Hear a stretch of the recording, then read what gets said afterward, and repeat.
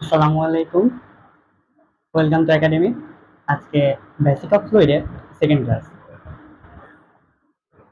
চলো দেরি না করে কাজটা শুরু করা যাক।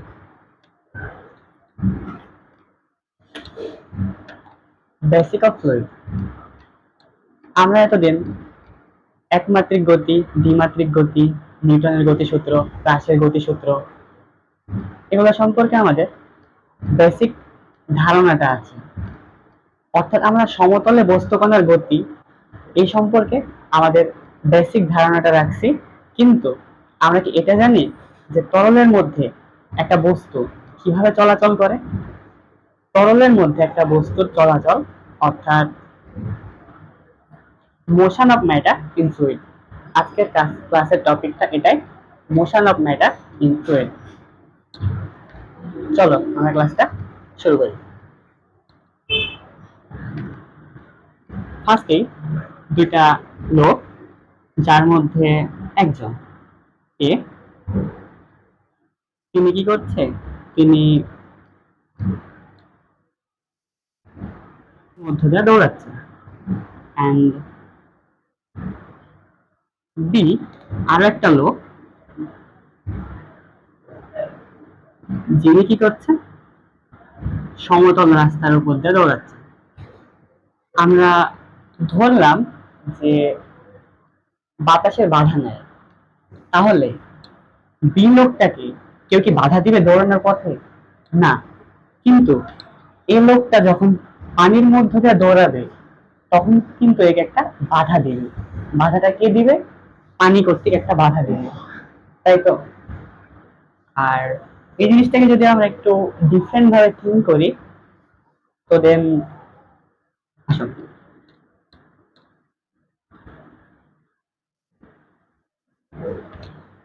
তরলের মধ্যে যখন কোনো বস্তু ইউ বেগ নিয়ে নিচের দিকে পড়তে থাকে, অর্থাৎ তরলের মধ্যে যখন কোনো বস্তু ইউ বেগ নিয়ে নিচের দিকে গতিশীল হয়, তখন বস্তুটার উপরের দিকে একটা বাধাদানকারী বল কাজ করে। ধরলাম বলটা এফ।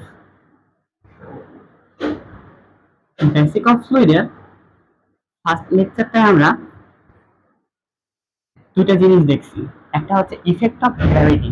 ইফেক্ট অফ গ্র্যাভিটির কারণে বস্তুর যে ওজন W is equal to M G, এটা কোন দিকে কাজ করবে? নিচের দিকে। আর ঠিক বস্তুটার উপর একটা প্লবত বল বা প্লবতা কাজ করবে কোন দিকে? উপরের দিকে। প্লবতার সমান আমরা জানি ভি রো প্রাইম জি। এখানে রো প্রাইমটা হচ্ছে তরলের ঘনত্ব, রো প্রাইমটা হচ্ছে তরলের ঘনত্ব। ওকে। আর যখন বস্তুটা ইউ বেগ নিয়ে পড়তে থাকবে, অর্থাৎ তরলের মধ্যে গতিশীল হবে নিচের দিকে, তখন বস্তুর ওজন তো নিচের দিকে কাজ করবে, পাশাপাশি প্লবতা উপরের দিকে কাজ করবে। এর পাশাপাশি আরো এক্সট্রা একটা বল, ঊর্ধ্বমুখী বল উপরের দিকে কাজ করবে। সেই বলটা হচ্ছে এফ, ঊর্ধ্বমুখী বল। তাহলে দেখো তো কয়টা বল এখানে? উপরের দিকে দুইটা বল, একটা হচ্ছে প্লবতা ভি রো প্রাইম জি, একটা এফ। আর নিচের দিকে কয়টা বল? একটা বল, বস্তুর ওজন। তাহলে কি এখান থেকে লিখতে পারি না যে, দেখো এখানটা লিখি, নিচের দিকে ক্রিয়াশীল বল একটা ডাব্লিউ, উপরের দিকে ক্রিয়াশীল বল দুইটা F V rho prime G. So উপরের দিকে ক্রিয়াশীল বল F plus V rho prime G is equal to নিচের দিকে ক্রিয়াশীল বল বস্তুর ওজন ডাব্লিউ। ওকে। দেন এখান থেকে F is equal to W minus V rho prime G, যেখানে এফ কে বলা হয় ঊর্ধ্বমুখী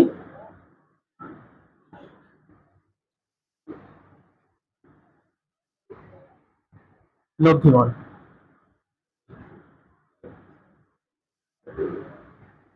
যেখানে এফটা হলো ঊর্ধ্বমুখী লব্ধি বল। আর F is equal to W minus V rho prime G, total সমীকরণটাকে বলা হয় তরলের মধ্যে বস্তুর গতির সমীকরণ।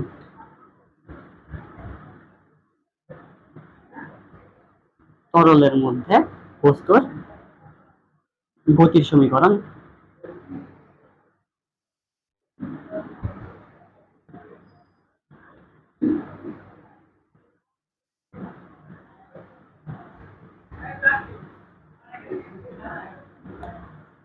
দেখো তো আমরা এখানে এফ সমান কি লিখতে পারি, এখানটাই এফ সমান কি লিখতে পারি, F is equal to M A.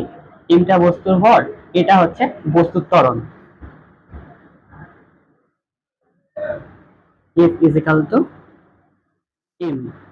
W is equal to কি লিখতে পারি, এম জি, বস্তুর ভর এম, আর ত্বরণ এক্সিলারেশন ডিউ টু গ্র্যাভিটি ওটা হচ্ছে G, M G minus V rho prime G. Then এখানটাই দেখো তো এম, এমটা কার ভর, বস্তুর ভর। এম সমান আমরা কি লিখতে পারি, M is equal to rho V.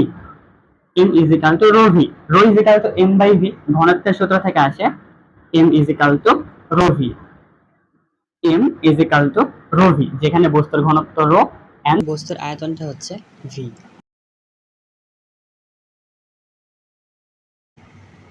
M A is equal to আমরা যেটা পাইলাম rho V G minus rho V prime জি।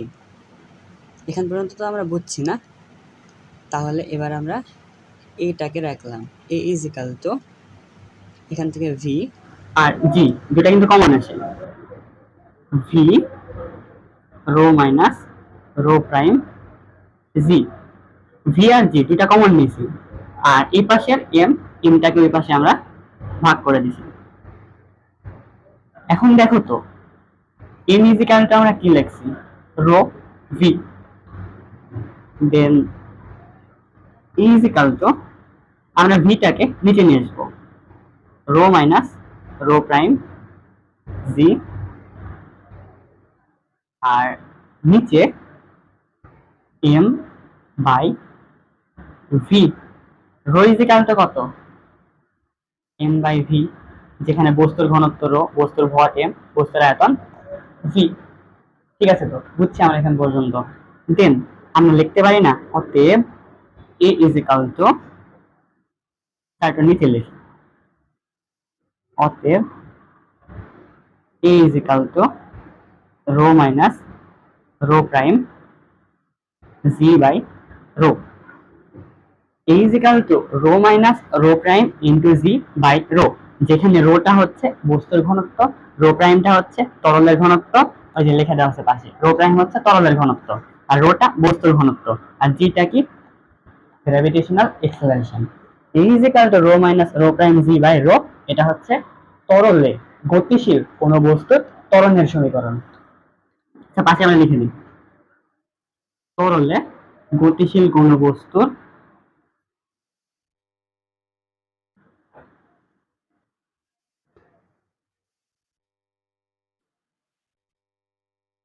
ত্বরণের সমীকরণ।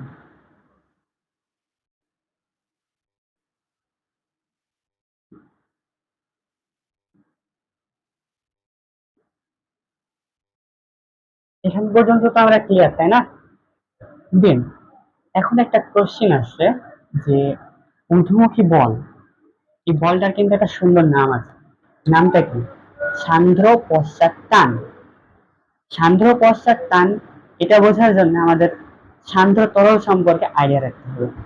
সান্দ্র তরলটা কি, সান্দ্র তরলটা হলো এমন এক তরল যে তরলের সান্দ্রতা ধর্ম আছে। সান্দ্রতা ধর্মটা কি, সান্দ্রতা ধর্ম হচ্ছে তরলের মধ্যে গতিশীল কোন বস্তুর গতির পথে বাধা, বাধাটা কাজ করবে উপরের দিকে যদি বস্তুটা নিচের দিকে গতিশীল হয়।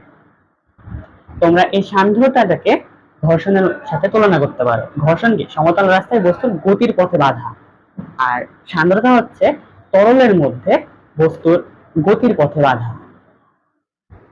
যে তরলের সান্দ্রতা ধর্ম আছে তাকে সান্দ্র তরল বলে, আর এই সান্দ্র তরলের মধ্যে গতিশীল বেগে গতিশীল কোন বস্তুর উপর তরল যে ঊর্ধ্বমুখী লব্ধি বল প্রয়োগ করে সেটা হচ্ছে সান্দ্র পশ্চাৎটান এফ।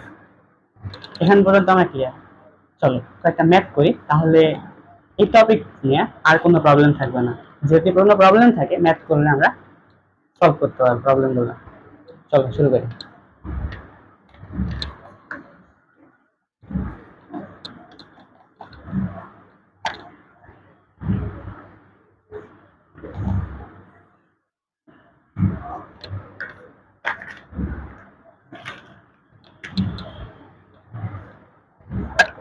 দেখো ফার্স্টে কোশ্চেনটা হচ্ছে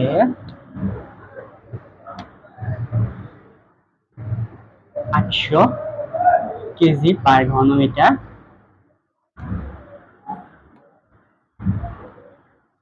এর একটা ফুটবলকে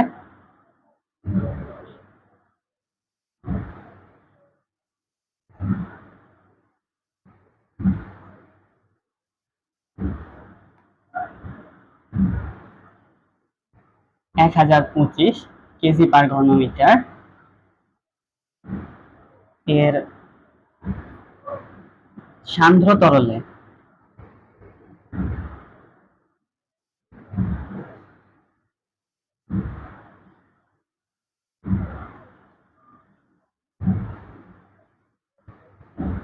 100 সেন্টিমিটার ডুবানো হলো।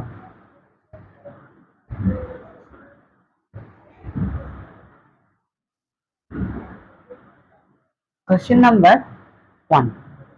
কোশ্চেনটা কি? কোশ্চেন নাম্বার 1টা হলো তরলের মধ্যে ফুটবলের ত্বরণ কত?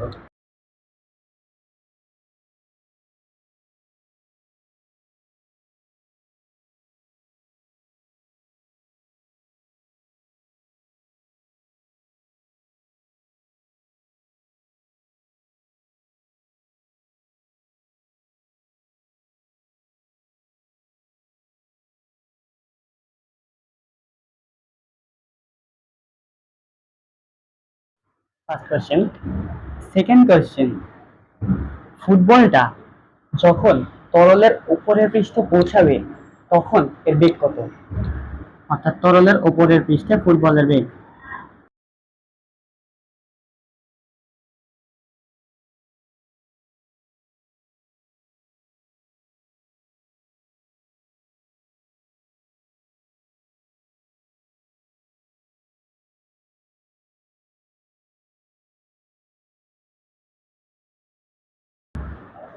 অ্যান্ড থার্ড কোশ্চেনটা হলো ফুটবলটা তরলের উপরের পৃষ্ঠ হতে সর্বোচ্চ কত উচ্চতায় উঠবে, ম্যাক্সিমাম কত উচ্চতায় উঠবে?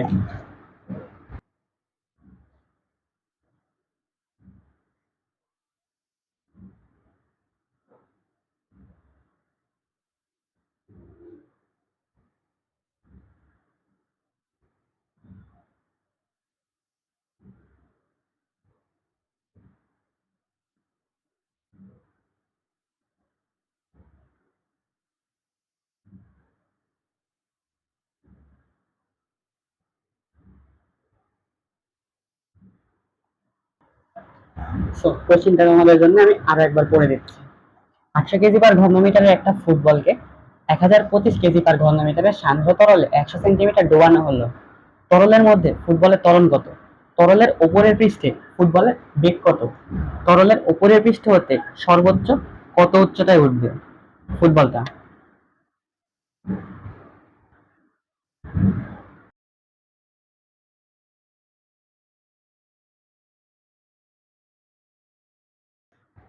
তরলের উপরের পৃষ্ঠ হতে ফুটবল সর্বোচ্চ কত উচ্চতায় উঠবে? চলো আমরা ফার্স্টে টোটাল সিস্টেমটাকে ফিল করি। দেখো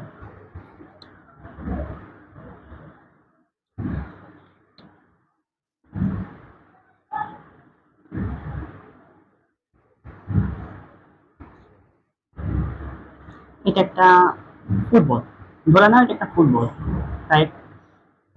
অ্যান্ড কেউ একজন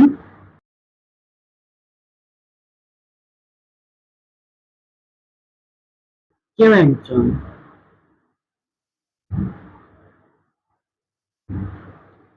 যে কি করছে, এই ফুটবলটাকে 100 সেন্টিমিটার তরলের মধ্যে ডোবাচ্ছে। ধরলাম এতটুকু উচ্চতা 100, আচ্ছা বাইরে সেন্টিমিটার, এতটুকু কত, 100 সেন্টিমিটার। কেউ একজন তরলের মধ্যে একটা ফুটবলকে 100 সেন্টিমিটার নিচে ডোবাচ্ছে বস্তুটাকে ভি বেগে। আচ্ছা দেখো, যখন হাতটা সরায় নিব আমরা, তখন কিন্তু এখানে কোনো বেগ থাকবে না। বস্তুটাকে হাত দিয়ে ধরে নিচের দিকে ডোবাচ্ছে, অবশ্যই একটা বেগ থাকবে। ধরলাম বেগটা ইউ।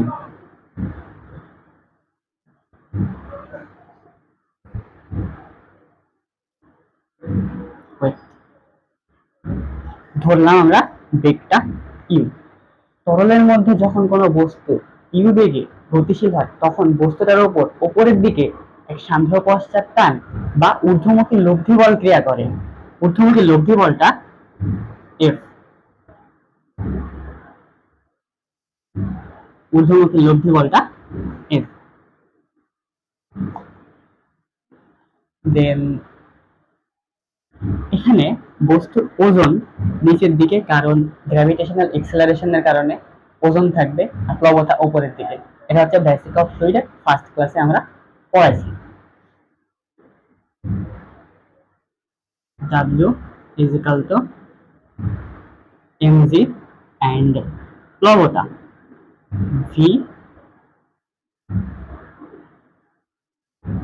Rho prime g। এখানে রো প্রাইমটা তরলের ঘনত্ব। রো প্রাইমটা কি? রো প্রাইমটা হচ্ছে তরলের ঘনত্ব। তো এখান থেকে ঊর্ধ্বমুখী কয়টা বল আছে দেখো তো, একটা দুইটা, একটা ঊর্ধ্বমুখী লব্ধি বল, একটা প্লবতা। আমরা লিখতে পারি না যে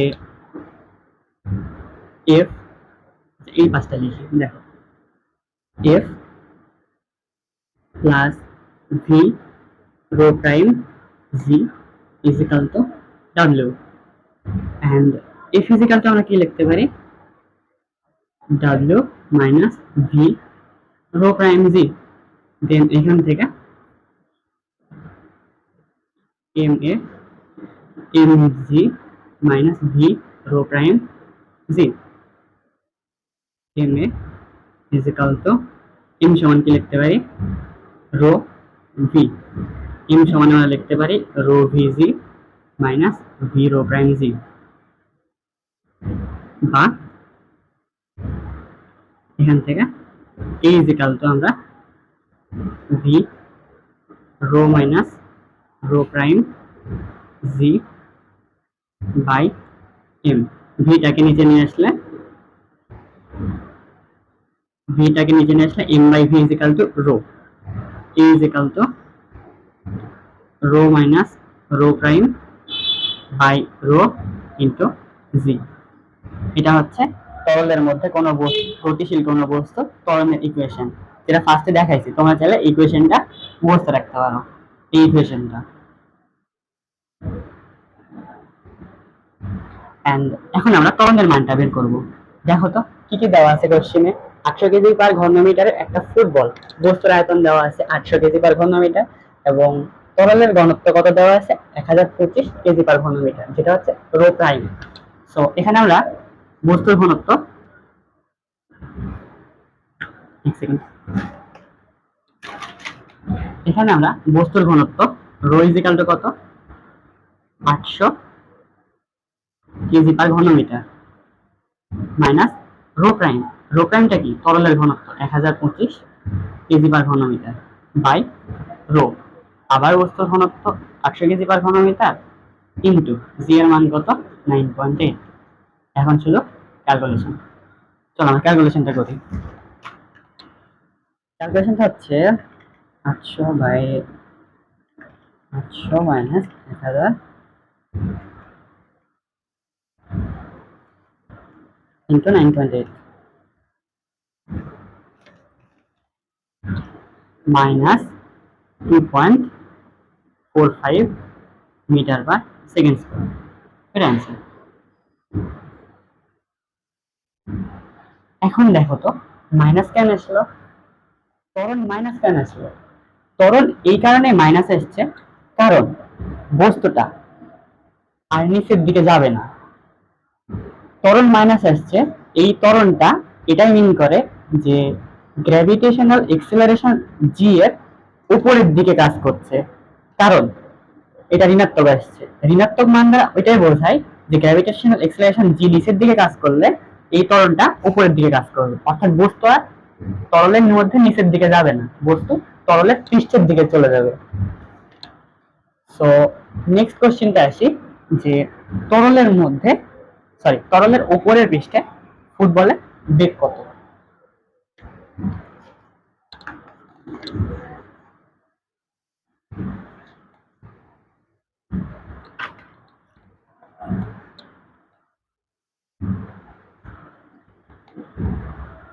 দেখো তো ওইটা ফার্স্ট কেস ছিল, দেন এখানটা দেখো সেকেন্ড কেস আমরা এখানে বসাবো।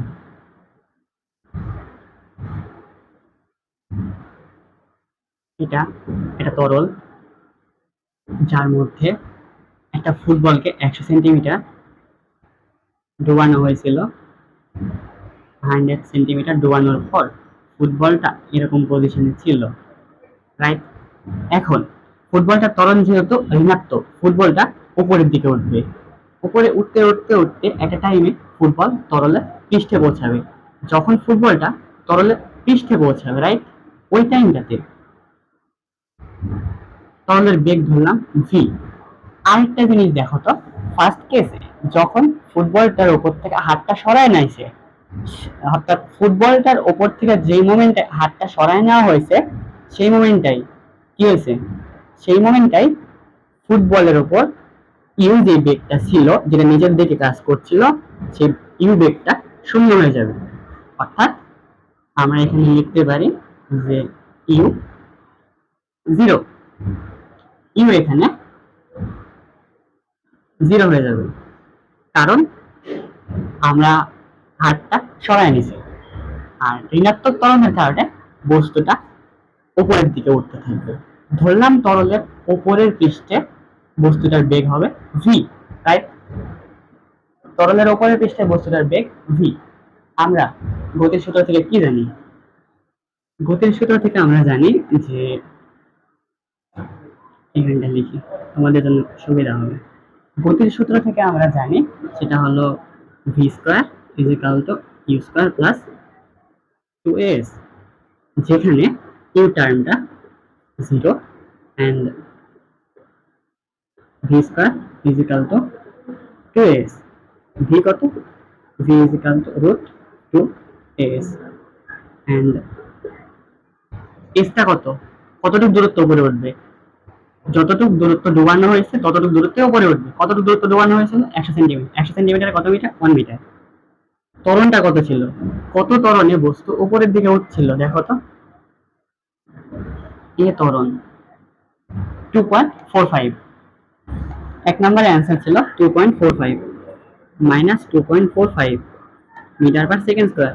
কিন্তু আমরা এখানে মাইনাস মানটা নিব না, কারণ আমরা হিসাব করছি যে উপরের দিকে তো বলটা যাচ্ছে, উপরের দিকে ত্বরণের কাজ করছে, সুতরাং ত্বরণ আমরা ধনাত্মক ত্বরণ নিব এখানে 2.45 আর এসটা কত 1।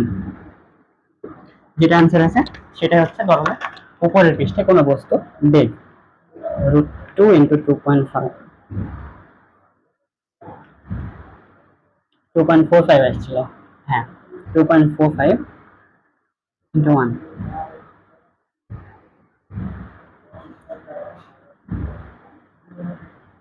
2.213 মিটার পার সেকেন্ড। এটা গেল বলটা যখন তরলের উপরের পৃষ্ঠে পৌঁছাবে ওই মোমেন্টটাই বলটার বেগ। এই জিনিসটাকে তোমরা একটু ডিফারেন্ট ভাবে থিঙ্ক করতে পারো। যেমন একটা বস্তুকে যখন, এটা কিন্তু টপিকের না, তবে তোমাদের বোঝার জন্য কনসেপ্টটা কাজে দিবে। যখন কোনো বস্তুকে ভূমি হতে এইচ উচ্চতায় কোনো একটা জায়গায় রাখা হয়, তখন বস্তুটার বেগ কি হয়? 0। যখন বস্তুটা নিচে পড়ে তখন কি হয়? বেগ ভি হয়। তো পড়ন্ত বস্তুর সূত্র অনুসারে আমরা কি জানি? V square is equal to U square plus 2gh, যেখানে এই টার্মটা 0, V is equal to root 2gh। কিন্তু এখানে তরলের মধ্যে যেহেতু, তো এখানে ত্বরণটা হবে জি এর পরিবর্তে এ। সেম কনসেপ্টটাই এখানটায় কাজ করবে। বুঝছি তো আমরা। নেক্সট কোশ্চেনটা ছিল, তরলের উপরের পৃষ্ঠ হতে ফুটবলটা সর্বোচ্চ কত উচ্চতায় উঠবে? আচ্ছা, এই কোশ্চেনটা আমরা দেখি। তরল, রাইট, ফুটবলটা থার্ড কেসে করেছিল, সেকেন্ড কেসে ফুটবলটা তরলের উপরের পৃষ্ঠে ছিল। উপরের পৃষ্ঠে যখন ফুটবলটা ছিল, ওই মোমেন্টটাই ফুটবলের বেগ কত ছিল? 2.213 মিটার পার সেকেন্ড। ধরলাম ফুটবলটা তরলের পৃষ্ঠ হতে উপরে উঠতে উঠতে উঠতে ম্যাক্সিমাম এইচ উচ্চতায় ওঠার পর এর বেগ ভি প্রাইম শূন্য হয়ে যাবে। এইচ উচ্চতায় ওঠার পর এর বেগটা কি হবে? এইচ উচ্চতায় ওঠার পর এর বেগটা শূন্য হবে। সো যখন এইচ উচ্চতায় ওঠার পর বেগটা শূন্য হবে, আমরা সূত্র কি জানি? সূত্রটা হলো V square is equal to U square minus 2gh। এখানে gh কারণ বস্তুটা কিন্তু তরলের মধ্যে থাকছে না, তরলের পৃষ্ঠ হতে যখন উপরের দিকে উঠছে তখন কিন্তু এখানে গ্র্যাভিটেশনাল এক্সিলারেশন জি কাজ করছে, তাও বিপরীত দিকে। সো এই কারণে নেগেটিভ চিহ্নটা আসছে। যেখানে ভি টার্মটা 0, U square is equal to 2gh, and এখান থেকে আমরা লিখতে পারি যে h is equal to U square by 2g। 3 number, h is equal to U square by 2g। এখানে ইউ কেন হইল? তাই তো ইউ না, আমরা ভি প্রাইম ধরছি। আচ্ছা, যেটা খুশি তোমাদের ধরো, ধরার দরকার নেই, ভি প্রাইম ধরছি, ভি প্রাইম।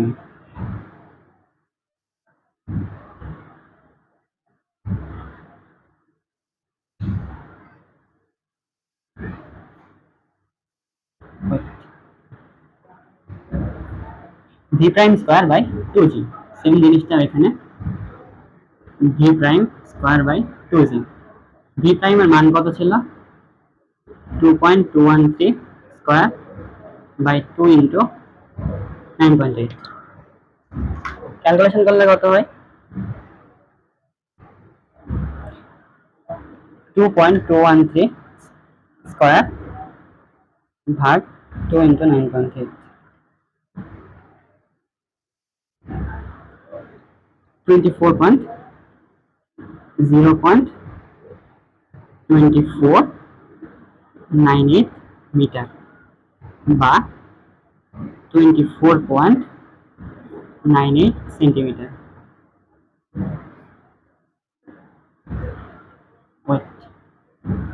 তরলের পৃষ্ঠ হতে সর্বোচ্চ 24.98 সেন্টিমিটার উচ্চতায় ফুটবলটা উঠবে। আমরা এখন পর্যন্ত ক্লিয়ার তো? এই জিনিসটাকে, থার্ড কেসটাকে আমরা একটু ডিফারেন্ট ভাবে থিঙ্ক করতে পারি। সো দেখো তো কোথায় লেখা? আচ্ছা, এখানে লিখি থার্ড কেস।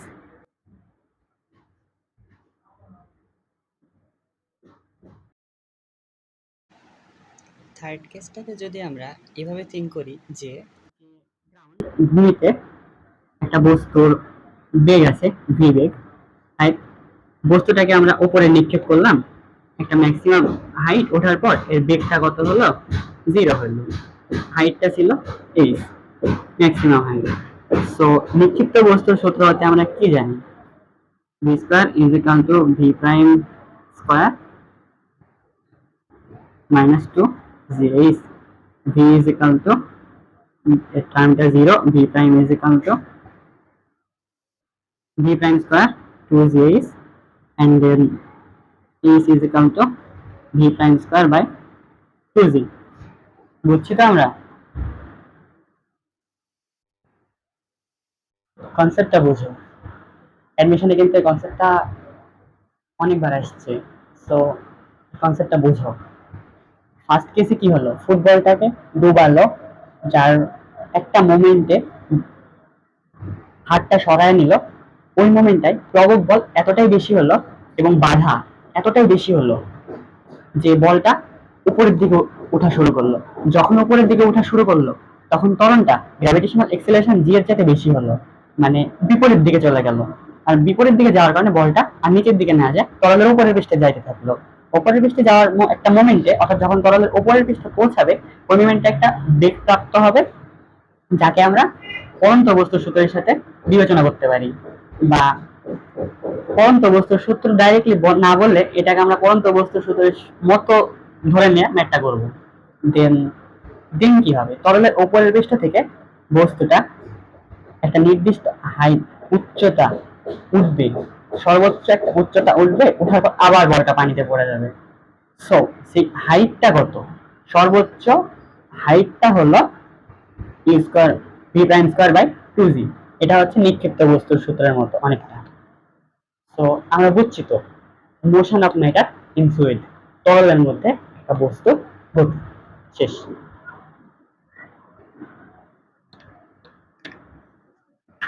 নেক্সট এবার আমরা একটা গুরুত্বপূর্ণ ম্যাথ করব, যেটা বইটা এসেছিল। এখান থেকেও ফার্স্ট যে কেসটা পড়াইছি আমরা, তরলের মধ্যে ফুটবলের তরল, এরকম একটা ম্যাথ কোনো একটা বছর বইটা এসেছিল। সো কনসেপ্টটাকে কিন্তু হেলাফেলা করো না।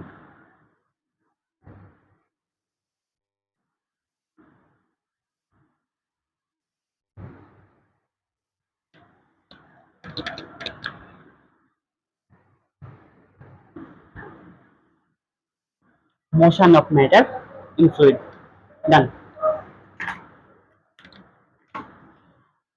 এবার চলো আমরা তাহলে পরের ম্যাথটা স্টার্ট করি।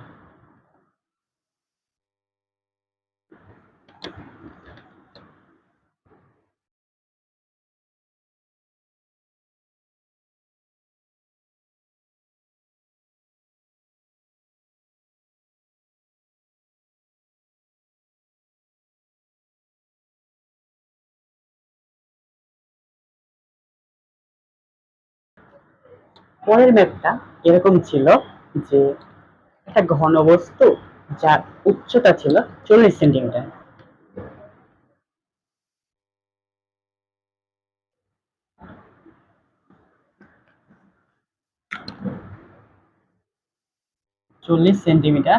এর একটা ঘনবস্তু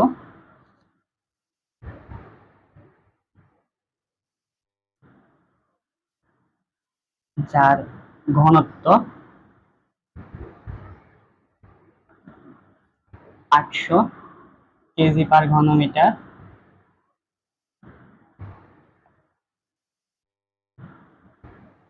একে 1000 কেজি পার ঘনমিটারের তরলে ডুবানো হলো।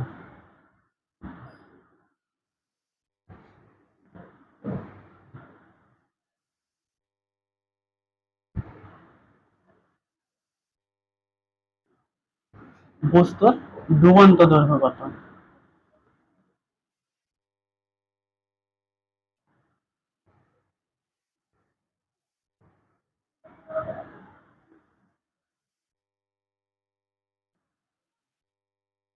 এই ম্যাথটা আসছিল বই 21-22 সেশনে।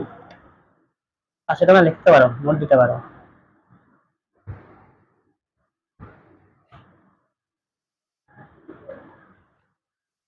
এখন দেখো তো ডুবন্ত দৈর্ঘ্য জিনিসটা কি। এই ম্যাথটা সলভ করার জন্য আমাদের কনসেপ্টটা লাগবে। ডুবন্ত দৈর্ঘ্যটা কি? ডুবন্ত দৈর্ঘ্য হলো সেই হাইটটা যেটা তরলের নিচে থাকবে।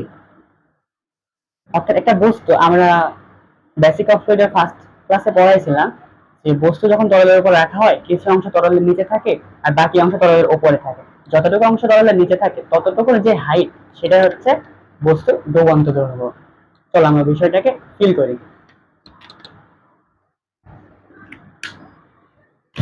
এটা যদি একটা তরল হয়, তরলের একটা ঝাঁক ধরলাম,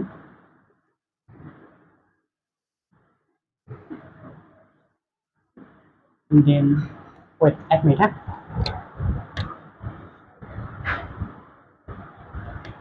আচ্ছা দেখো, এটাকে আমরা তরলের একটা জার কন্টেন্ট করলাম, ধরলাম তরলের একটা জার, যেখানে একটা ঘন বস্তু,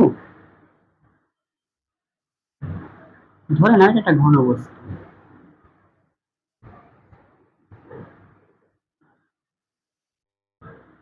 একটা ঘন বস্তু, রাইট, যার দৈর্ঘ্যটাকে এল দ্বারা, প্রস্থটাকে বি দ্বারা, আর হাইটটাকে এক্স দ্বারা ডিনোট করলাম। আমরা কি জানি ঘন বস্তু তিনটা বাহুই তো সমান, এল বি এইচ।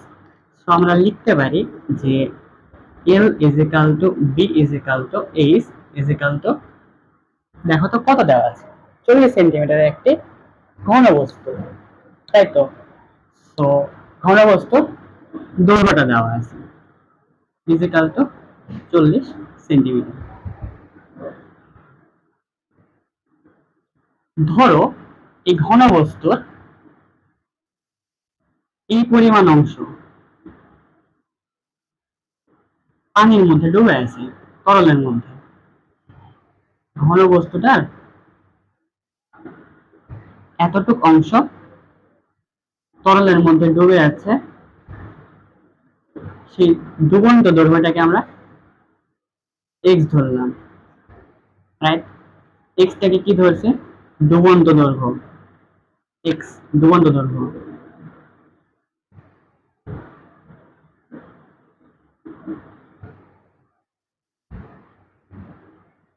এক্সটা হলো ডুবন্ত দৈর্ঘ্য।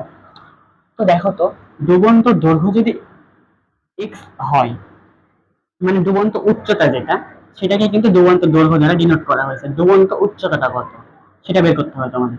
এখানে দৈর্ঘ্য কত এল, প্রস্থ কত বি, এটা কিন্তু পানির নিচেই থাকবে, তাই তো। শুধু চেঞ্জটা কার হবে, ডুবন্ত দৈর্ঘ্য মানে উচ্চতার চেঞ্জটা হবে। সো যখন আমরা এক্স কে অর্থাৎ ডুবন্ত দৈর্ঘ্যকে নিব, তখন কিন্তু এল বিটাও পানির নিচে থাকবে, এটাকে আমরা বিবেচনা করতে হবে, ধরতে হবে। সো ডুবন্ত আয়তন কত,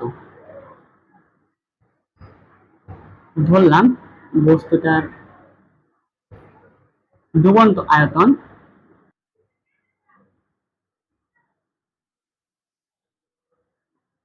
ভি প্রাইম।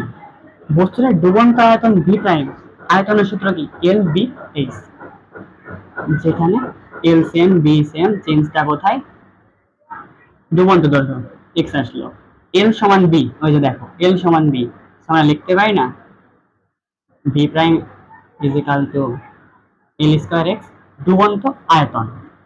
আর প্রারম্ভিক আয়তনটা কত ছিল, মানে শুরুর আয়তন, ঘনবস্তুর আয়তন,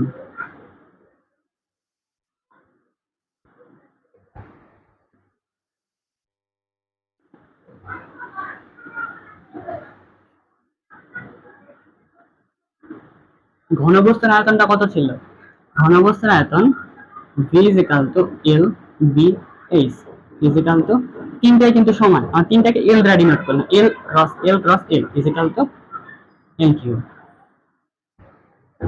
বেসিক অফ ফ্লুইডের ফার্স্ট ক্লাসে আমরা পড়াইছিলাম কোন বস্তু কর্তৃক অপসারিত তরলের ওজনটাই প্লবতা, রাইট।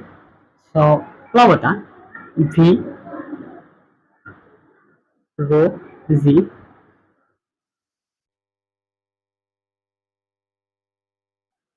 ইজ ইকাল টু বস্তু কর্তৃক অপসারিত তরলের ওজন ভি প্রাইম, অর্থাৎ যে আয়তনটা ডুবে থাকবে সে ডুবন্ত আয়তন ভি প্রাইম, আর এখানে বস্তুর ঘনত্ব রো, আর লিকুইডের ঘনত্ব রো প্রাইম। বস্তুর ঘনত্বটা রো, আর লিকুইডের ঘনত্বটা মানে তরলের ঘনত্বটা rho prime, right? V prime rho prime G, দেখো তো জি জি চলে যায়, দেন কি আছে এখান থেকে V prime by V is equal to rho by rho prime, right? যেখানে ভি প্রাইম সমান কত, X L square, V is equal to কত, এল কিউব, দেন রো, রোটা কিসের ঘনত্ব বলছি আমরা, বস্তুর ঘনত্ব কত দেওয়া আছে 800 কেজি পার ঘনমিটার। রো প্রাইমটা কত, তরলের ঘনত্ব, তরলের ঘনত্ব কত দেওয়া ছিল 1000 কেজি পার ঘনমিটার। দেন এখান থেকে এল স্কোয়ার, থাকে কত এল, বা X by L is equal to 800 by 1000। অতএব বস্তুর ডুবন্ত দৈর্ঘ্য X is equal to 800 1000 into L, L না লেখা আমি ডাইরেক্ট মান বসালাম, এল এর মান কত ছিল 40 centimetre is equal to 0.4 metre. দেখো তো অ্যান্সারটা কত আসে, 800 বাই 1000 ইন্টু 40, 32।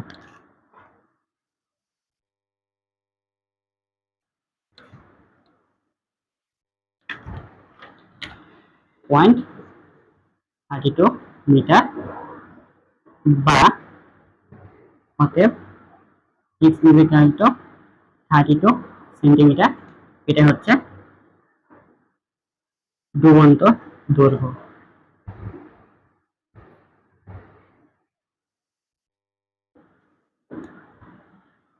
সো কনসেপ্টটা তো আমরা বুঝছি না, এটা ছিল হচ্ছে ফ্লুইডের basic class, core basic class.